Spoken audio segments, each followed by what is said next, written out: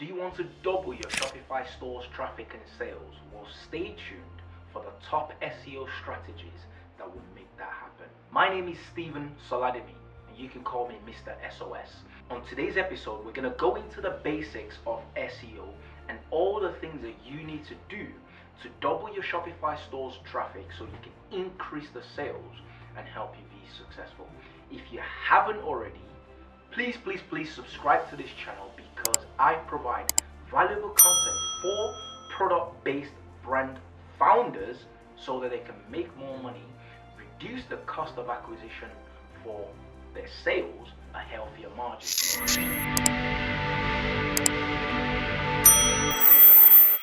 What's the basics? The first point that we look at is the basics of Shopify. What is Shopify SEO? Essentially, it's search engine optimization for your Shopify store. So you right now have a Shopify store because you're a product brand owner and you're wanting to know how can you get more people finding your store organically so you can make more sales. You've got a very cool product, like your website is beautifully made, but there's no one coming onto it. So that's what we're going to be looking at. That is search engine optimization. What do you do on your website and off your website to compel Google and other search engines to say, okay, you're the go-to person when it comes to this product. Therefore, we need to put you up. That's what we're going to be looking at. The first thing really is that keyword research, right? You need to know what your customers are using to find you. Because as business owners, oftentimes we can think, oh, if I talk about this, the customer should know what I mean. But a customer don't know what they mean. So you need to go on Google and actually do a search into it to say, if I were to step foot into my customer's shoes, what would they be using to try and find me? And then there are other tools to help you with this. There's the Google tool itself, Google Keyword Planner, which is free that you can use. You plug your website in and Google will tell you some of these keywords. Or you look at your competitor's website and Google will tell you the keywords that they're using. There are other tools out there like SEMrush, Ahrefs, Ubersuggest, for example. If you just do a Google search for keyword research tools, you're going to see a whole list of them. I've got a couple of my favorite, and if you want them, just comment keyword in the comments and I will send you a couple of them. However, you want to know what keywords your customers or your potential customers are using to find you. Because when you know that, the other steps that I'm going to give you in this video for you to make more sales from your Shopify store is going to make sense. Because without that keyword, you're stabbing in the dark. And when you are, you're not going to be successful. So now that you've done the keyword research, the next thing you want to do is to go and optimize your product pages. You're trying to sell your product. Therefore, those keywords that you've now found that your customers are using to search need to be included. So your product title, you might have called it a very cool name that doesn't mean anything to anyone other than yourself. Now you need to reverse engineer that. You need to change that because now you know that the customer searches for this particular keyword. So you want to include that keyword into your product title. You also want to put it into the product description because these are the words that you want to be using to explain what your product does. What are those keywords that you found from your competitors, or what are those keywords that you found in general? You now need to include them inside of your product description. Because remember, Shopify SEO, search engine optimization. This is now the process of optimizing your product pages for the search.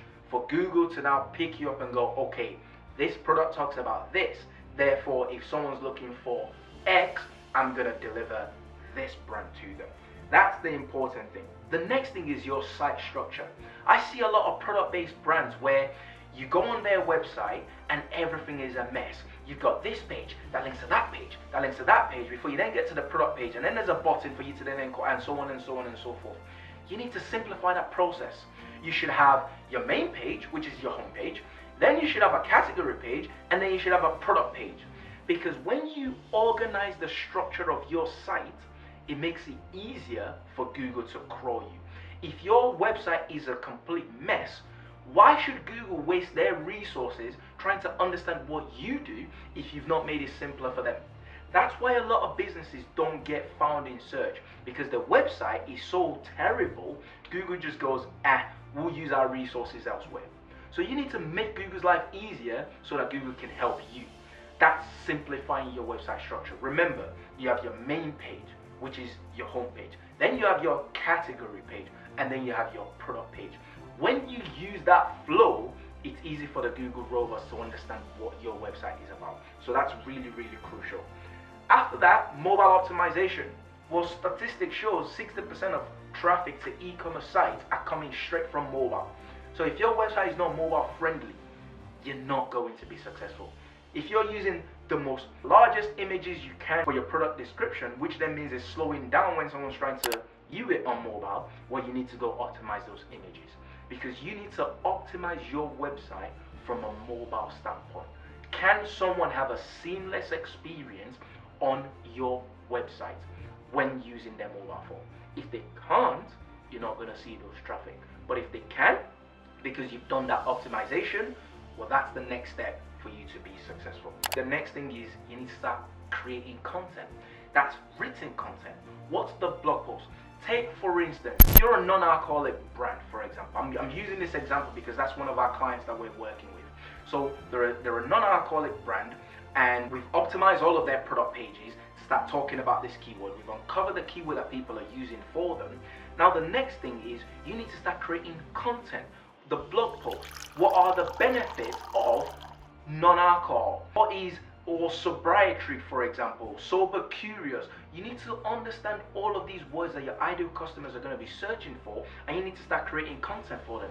If you look on their social media platform, they do an amazing job of creating content. They give you recipes, because people who are venturing into the non-alcohol space, they want to know, what kind of drinks can I make? Is it still tasty? What are the benefits for me? Are there any health benefits? How do I make a sustainable lifestyle? Am I going to miss out on the partying, and so on and so forth?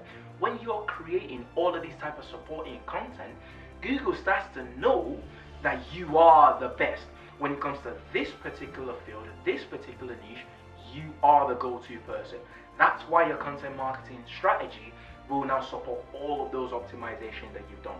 And then finally, you want to analyze and monitor it. There's no point doing all of these activities if you don't have a goal, a strategy, a focus as to how well is it doing. You need to monitor those keywords that you found. You want to monitor them. Where on Google do you rank when you type those keywords in? And then now that you've done all this work, where are you now ranking? So the analytics, is the traffic to your website going up, or are you still seeing nobody land on your website? Because when you're monitoring it using things like Google Analytics, Google Search Console, for example, if you're using some SEO softwares out there, they will also help you monitor it. When you're doing that, you can tailor your decision making because it's strategic. If you see it on Google Search Console, okay, you are now starting to rank for this particular keyword, but you're on page 2 and you're on page 3. Well, now you know that when you're creating your content marketing, you can focus on that particular topic because you want to boost it to page 1. That's why this is very, very important. So if this video has been valuable to you, do me a favor. Follow me on Instagram at Stephen Soladini. And don't forget to subscribe to this channel, and don't forget to join the notification squad, because I'm going to keep creating valuable content to help your product business thrive in this climate.